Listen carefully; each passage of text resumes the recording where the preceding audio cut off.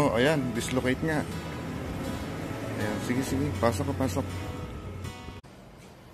Yun. Tunog ng buto niya. Yun. Tunog ng buto niya.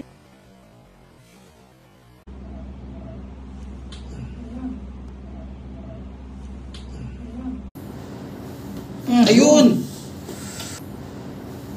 Ayun! Ano, meron pa rin? Sir, anong pangalan mo?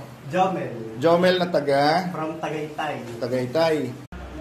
Nakayan ako. Ay, nasa loob yata, tinuro. Baka kalakad.